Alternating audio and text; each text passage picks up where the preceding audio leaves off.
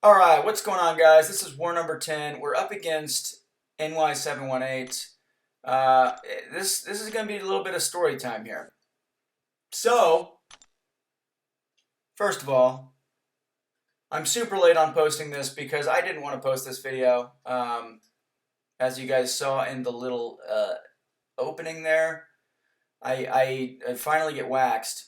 But yeah, check this out. So they're running with 6 members down, 6 losers who were banned for cheating for 7.1 Legends runs.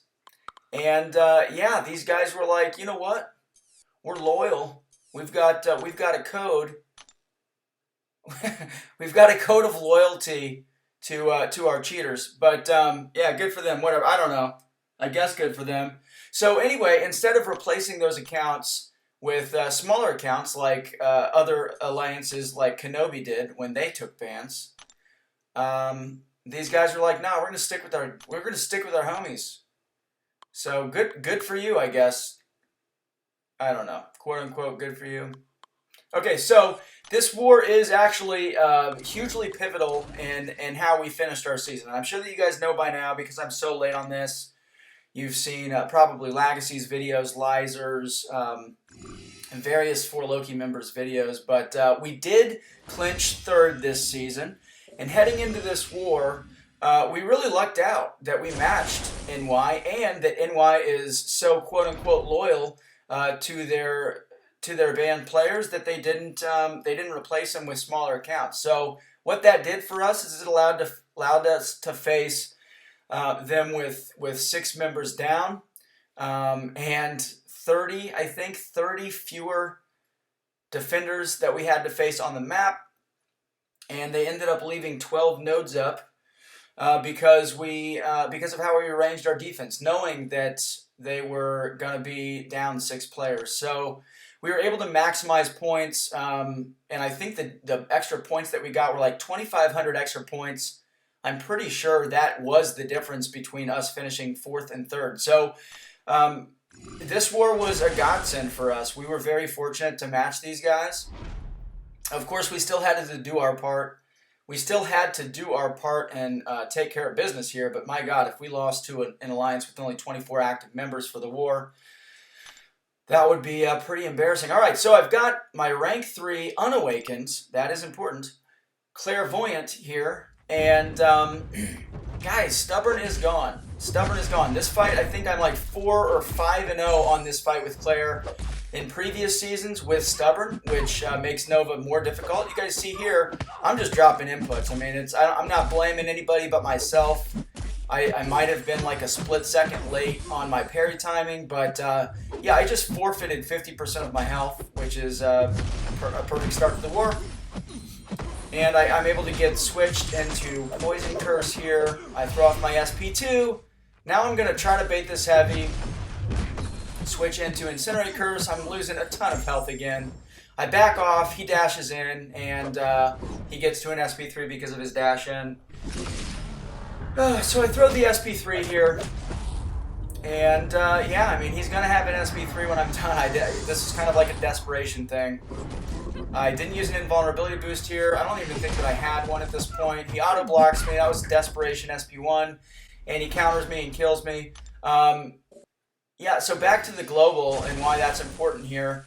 Without Stubborn, this is just a Quake fight. And I'm so disappointed in myself that that didn't click in my head that I should just Quake him. Now, he does gain passive power when he's dashing in at you. However, Concussion shuts that ability off. So if you can fully dex this guy, aka if you're not dealing with a global like Stubborn, Quake is just a super easy, or I guess a less complicated matchup for Nova. And the way that I see it, they're both good matchups. Claire's obviously a great matchup there. But kind of the way that I look at matchups and evaluate like which matchup would be better or worse is this. Using Claire, there are a couple things because of the node that I have to deal with in addition to Nova's abilities, right? So one is I have to manage the hazard shift timers. That's one. And then, is there anything else? Oh, and then I have to get off reparries until I'm able to nullify his Fury buff, which allows him to auto block intercepts. And then you also can't parry his medium attack. So I got to get off reparries. So that's 2 extra things that you have to do when using any other champ besides Quake for him. And if you use Quake and you're comfortable dexing with Quake, you can just do a normal Quake dex fight. And then that's the reason Quake is a safer matchup, because it's simpler.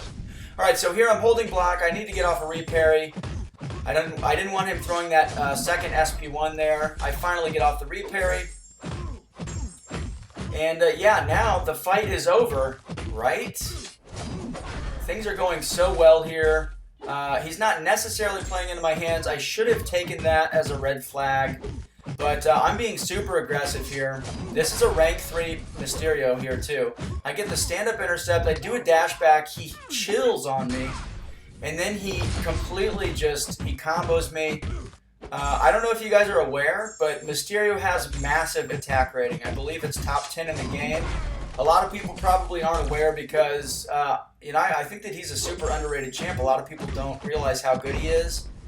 But yeah, he's got a huge attack rating. He got off some crits there. He totally would have screwed me if I didn't have Limbo there to save me. And then, of course, at the end of his combo, he passively heal blocked me, which is pretty cool.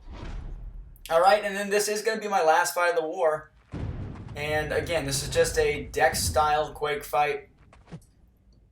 So heading into this war, did I say this at the beginning of the video? I can't even remember because I'm so distraught watching this back again. But heading into this war, War 10, the cursed War 10, I was 40-0.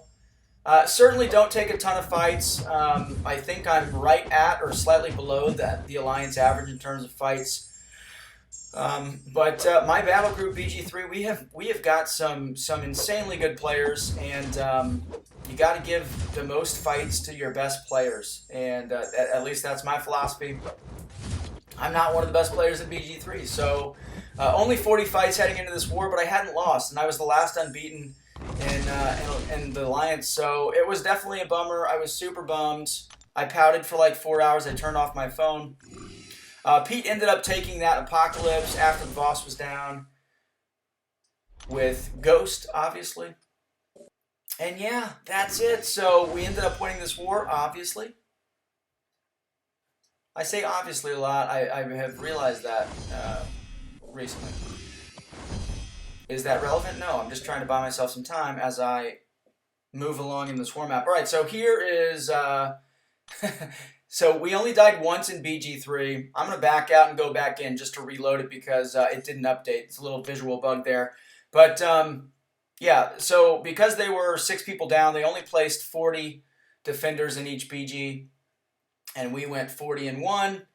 This is me just showing the map because, yeah, they only placed 40 defenders.